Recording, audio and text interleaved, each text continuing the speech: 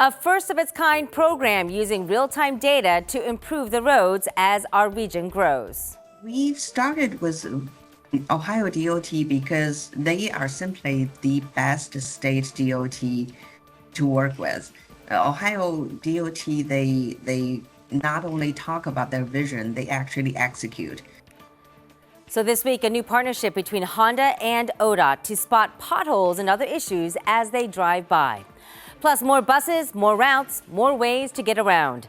This week, COTA unveiling its latest Linkus Progress Report. See how it's shaping and reshaping transit all across Central Ohio. And new buildings going up in Pickaway County as new traffic plans take shape. This week, a look at Anderill's Arsenal-1 campus and how this is driving transportation changes in Pickaway County. Central Ohio certainly is booming. We all see it and we all can feel it. So here's what we uncovered this week in Boomtown.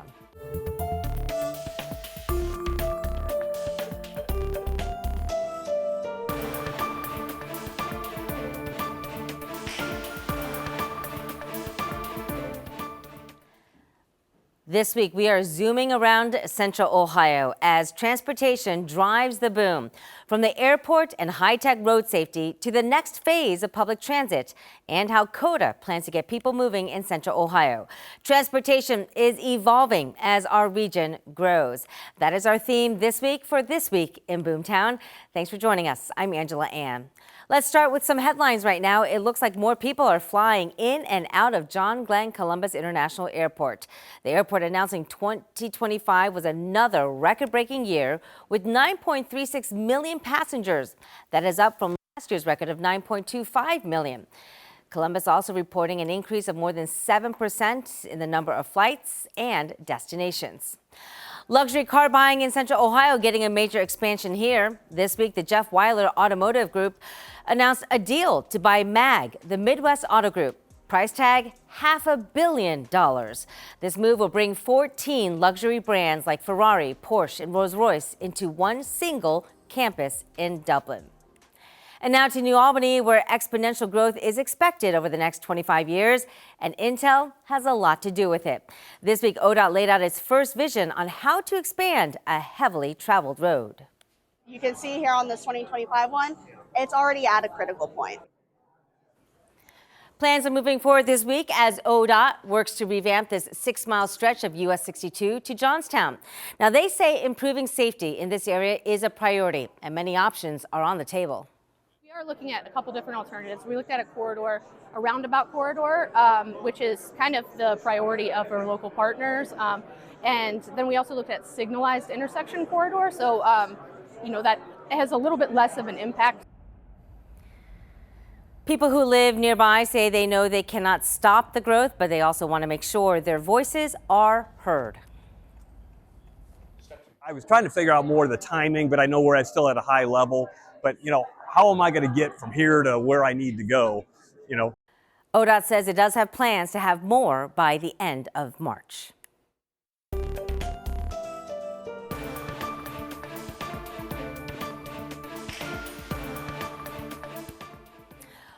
The Linkus vision from nearly 2 years ago is coming to fruition. Back in 2024, COTA asked voters to approve a sales tax increase. That money is helping fund an $8 billion plan to transform how people get around in Central Ohio, from bus rapid transit to bike paths to walkable communities. Well, this week, COTA provided an update on what's to come. And let's just say the word big is pretty much in everything. So we'll start with big upgrades. COTA says it is adding 42 new operators and 83 new buses to help improve frequency. It's also adding 94,000 service hours and the new Line 30. This will connect Dublin, Hilliard, and Upper Arlington to Ohio State comes online later this year. The 2026 budget, which is included in the Linkus Progress Report, really shows that we're making investment in 94,000 more service hours. And what that means is that we can make investments in a new bus line, Line 30, that will travel from Dublin to Hilliard to Upper Arlington over to the Ohio State University and back. We'll be able to launch that later on this year, hopefully in September. And we will also launch a new COTA Plus zone. And that location will be determined later, but that will help better connect customers in a zone to our transit lines. It'll most likely be in a place where fewer transit lines exist, so that'll help people get closer to public transit.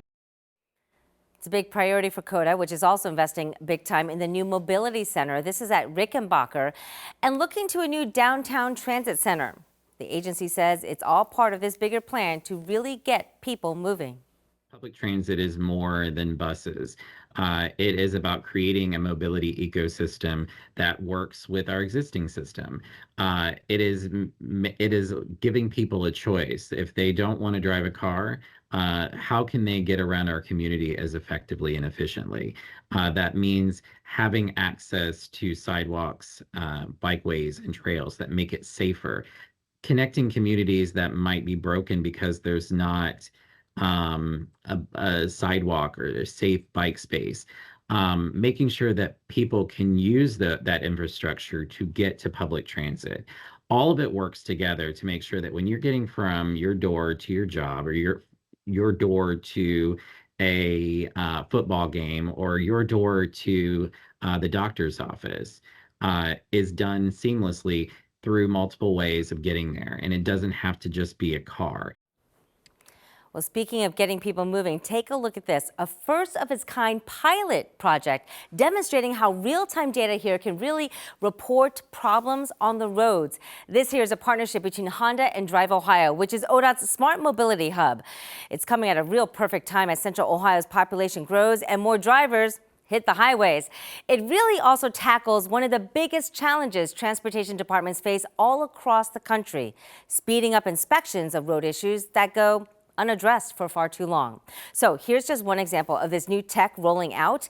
You can see how the data just pops up anytime it spots, in this case, a pothole.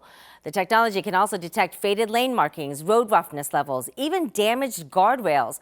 All this information gives agencies a faster and more proactive way to maintain safer roads. This project is not just helping Ohio DOT and road operator to improve their safety and the operation efficiency, but also giving the driver the power to be part of the solution and ultimately give them a sense of ownership of road operation so that they will be more mindful when driving. And that will lead to fatality reduction and other safety benefit. So that is Sue Bai. She is the chief engineer at American Honda Motors, and she says not only will this help communities as they grow and add more roads, it's also saving taxpayer money. Honda says this detection program could save ODOT more than $4.5 million a year by optimizing maintenance schedules and fewer manual inspection times. The problem for the road operators is often they have to get out of the road to double check the damage or deficiencies, and that poses their workers in danger too because of the geometry and sometimes the visibility problem for approaching traffic, not being able to see that there is a road worker working on the road maintenance. That one saving is to save the road workers' life. And looking ahead, Honda is also exploring how data from crowdsourcing could actually empower you, the driver, to play an active role in keeping their roads safer. We'll keep you posted on that.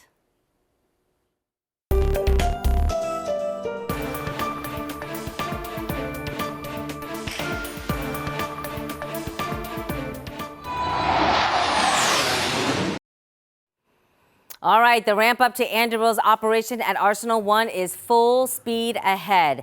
It has been a year now since the defense tech company based in California announced plans to build autonomous weapon systems in Pickaway County. So back in August, we went on site to see how Arsenal-1 was moving forward. And you can see construction crews here leveling the ground for buildings 2 and 3. Well, this week, we are now seeing just how far they have come since then. Here's what it looks like today. Snow on the ground clearly, but the walls are now up with the roof not too far behind. Anderville leaders say they expect this building to go live sometime in the middle of next year. Now we're also getting our first look inside building number 1. This will soon produce Fury. It is just one of several products that will be built at Arsenal-1, and this space here, it's 775,000 square feet. It'll be filled with production lines and expected to go full scale by this summer. Now, as Fury comes online by this summer, Anderville this week said it is also working directly with Pickaway County officials and state engineers about the road and traffic designs. That's because, well, their footprint, it's pretty massive. We want to show you the finalized full site plan that was released this week by Anderville. And you can see that the campus includes 7 main manufacturing warehouses plus 4 additional buildings for operations.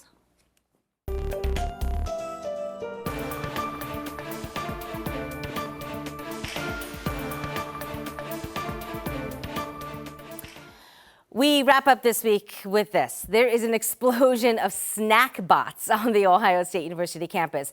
Since we first introduced them back in 2021, 5 years ago, OSU says the college now has 127 of these pint-sized robots that have become campus regulars.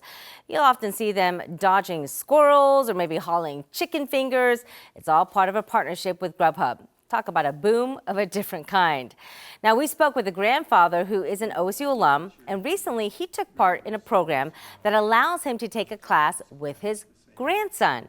He says these robots were just a highlight of his class time. Yeah, well, I was kind of excited. I saw all these robots and delivering food and pizza, so one day we were in lecture and I wanted to do it. Just to do it, really. It wasn't so much that I needed the pizza, but so while we're in the lecture hall, I downloaded the app. I'm ordering the Donato's pizza through, is it Grubhub? Grubhub, through the app. Oh, it's going to, and I tried to time it so it would arrive just when class was over. And somehow they must not have got busy, and it got there like 10 or 15 minutes early. So, and of course, you know, we always sat in the front of the lecture hall. So I had to get up in the middle of lecture, walk out, go to the robot, try to figure out how do I open the lid to get to the pizza. Fortunately, there were a couple co-eds walking by and they could see I was struggling with how to get the lid of the Grubhub robot open. Talk about technology bridging that generational gap. I love it. We are so glad you joined us for This Week in Boomtown. And as we mark 1 month into the new year, we know there's so much more ahead. So we'll get through it together, and you can text us your questions related to the growth around you. We'd love to hear from you. 614-460-3345. If you're watching us on YouTube, be sure to like and subscribe. You can always drop your question right there in the comment section as well. Thanks again for watching This Week in Boomtown. I'm Angela Ann. We'll see you again next week.